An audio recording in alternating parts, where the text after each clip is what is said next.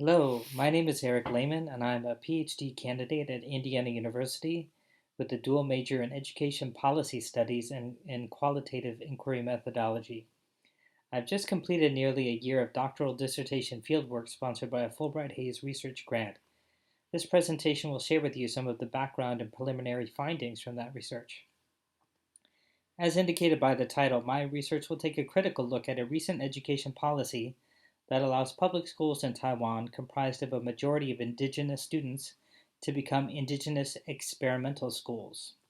These are public schools that are permitted to inject a greater proportion of indigenous knowledge and culture into their curricula.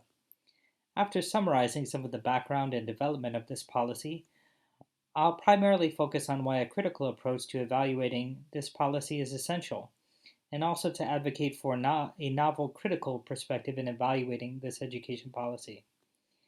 Indigenous ways of knowing and being are essential in facilitating education beyond the human, and acknowledgement of that current educational models are deficient in achieving harmony and respect between man and the natural environment.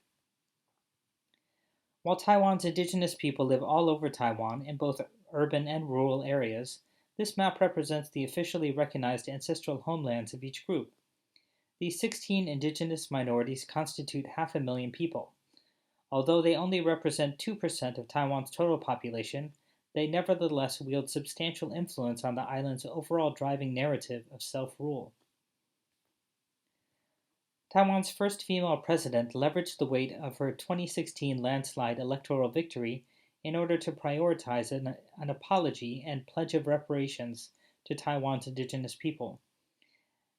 As one of the many public policy responses to this apology, the first ever Indigenous experimental school opened for the Atayal indigenous people. Since that time, nearly 30 Indigenous experimental schools have opened across the island. Experimental schools in general began in 2015, however, in reference to charter school policy in the United States. They were not introduced with Indigenous education in mind at all. Rather, they were heavily influenced by educational philosophies perceived as coming from the West. Indigenous communities have used this recent loosening in educational regulation by opening up their own experimental schools in order to devote more time and attention to their culture. This study draws from ethnographic data from these schools, as well as from academic forums and training workshops that advocate for Indigenous education reform. I've interviewed those involved with promoting Indigenous education development and policy making, and also those charged with implementing the policy. I've also used critical discourse analysis of curricula, policy documents, and public promotional material designed for these schools. My research looking at these policies looks into these questions. How does localized control of education work within these experimental schools, and what makes them substantively different from mainstream options of schooling? Why do some Indigenous leaders desire greater autonomy for their education, and what meaning and significance does this autonomy possess? Also, what are the consequences of Indigenous autonomy in education with regard to these experimental schools? My methodological approach draws from the techniques of comparative case studies that regard education policy as practice and asserts that education policies should best be understood and analyzed as to how they're used on the ground in different communities. Also, I rely on a discursive approach in evaluating language's effect on social action. My research aims to make a methodological contribution by exploring the link between the critical work of Habermas and notions of Indigenous sovereignty in education. Specifically, I want to advance Habermas's critical theoretical framework of system and life world as the groundwork for critical policy analysis of Indigenous education policy, especially as it relates to issues of autonomy and sovereignty in education. My approach to investigating these issues is to employ jointly the qualitative methodologies of ethnography and critical discourse analysis. One of my goals is to contribute to a growing body of critical policy work that builds on the critique that traditional education policy evaluation and research often possesses a dearth of social and critical theory to support its claims. Critical policy scholars engage a number of concerns that remain unaddressed by the traditional approaches and their problematic assumptions. For instance, CPA investigates disparities between the rhetoric and reality of education policy, as well as problematizes the origins and expansions of education policies. In addition, CPA considers as paramount concerns regarding differentials of power as displayed in the unequal access to information, resources and decision making that are often endemic throughout the policymaking and implementation process. As such, CPA scholarship tends to afford greater thought to the social context of policy development and education and execution, and in doing so prefers qualitative research methodologies over quantitative approaches. My aim is to align my critical research with this CPA scholarship and to build on it by offering an argument as to the utility of a Habermasian critical framework. I draw from a Native American scholar in his assertion as to the utility of a Habermasian categorization of knowledge types as being particularly useful in understanding Indigenous education reform. As he explains, Habermas delineates instrumental knowledge and practical knowledge from that of emancipatory knowledge. I concur with Knowles Jr.'s assertion that the latter, emancipatory knowledge, is sorely lacking in current Indigenous education reform. I also draw from this heuristic, used initially as an interpretation of Habermas's framework applied to rural land ownership. I see it as being applicable as well to the Indigenous education experience. In this chart, we see the life world of social action, traditions and culture, and Indigenous rural society overlapping with the system of free market, media, commercial enterprise, and government policy. I highlight the intersubjective and discursive space between the life world and system as being of primary importance in understanding how Indigenous education can build respectful and mutual influence between the two domains.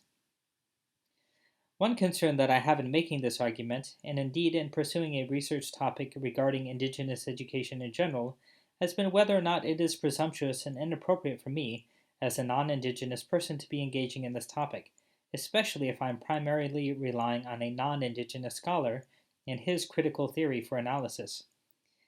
A Native American scholar that I mentioned earlier, Knowles Jr., specifically addresses my concern as follows. It may be argued that the application of Habermas is just one more attempt to use a Eurocentric theory to solve problems in the non-Euro world, rather like pounding a square peg in the round hole. The problem of Native American education has too long been defined in terms of the shortcomings of the Indian. It is the failure of the system, not the failure of the Indian, or indeed of any disenfranchised segment of the population, that has resulted in poor or non-existent education. It is therefore a Eurocentric problem, perhaps best addressed by a Eurocentric solution. There are three salient points that I've come across that I believe confirm the need for a new critical approach in evaluating the Indigenous experimental school policy. The first is the dissatisfaction at the use of the term experimental to describe these schools. As I mentioned earlier, this policy was not designed with Indigenous communities and schools in mind, but rather as a way for families who are averse to Taiwan's mainstream exam-centric education to find alternative forms of education. Indigenous leaders latched onto this window of opportunity as a means to address some of their long-standing concerns with the failure of Taiwan's mainstream education to adequately incorporate their culture into school programming. However, many of the Indigenous leaders I've interviewed and listened to at workshops and academic symposiums are resentful at having to use this particular policy in its description of, quote, experimental in order to create curricula that matches their Indigenous heritage. As some leaders point out, there isn't anything experimental about the curriculum at all. They've been educating their young people to respect the local environment in Taiwan for generations. Moreover, Indigenous parents who are skeptical that this form of education might further alienate their children from mainstream opportunities had been further put off by the notion that their children might be treated as guinea pigs. Indigenous leaders have tried to stress that Indigenous experimental schools do not teach Indigenous culture in the place of or instead of teaching mainstream subjects of math and science, but rather as a means to teach math and science. Moreover, with regard to the notion of autonomy, the description of these schools as being, quote, experimental is problematic, and that these schools still have to prove themselves of being worthy and capable enough so as to justify spending so much time and resources on the development of indigenous-centered curricula. Another problem has to do with how the policy works at the local level. Schools that are interested and eligible must apply at the local county level education bureau. However, there is some discrepancy from county to county as to how the county level administration supports, encourages, and at times even allows schools to become experimental. There is currently a draft law that has been submitted entitled the Indigenous School Act that would place greater onus on the county level government to provide resources for Indigenous schools to produce Indigenous-centered curriculum and programming. However, there are still some difficulties to be ironed out with the bill that are being discussed at different tiers of education administration in Taiwan. Finally, another difficult with regard to the policy is a common misunderstanding as to the purpose of these schools. As one Indigenous leader explained to me, we are not trying to preserve our culture. You only preserve things that are dead. As Indigenous culture, of course, is alive and dynamic, Indigenous leaders want to create an entire educational structure that will nourish the development. Therefore, another problem with this policy is that it is overwhelmingly represented by schools at only the primary school level.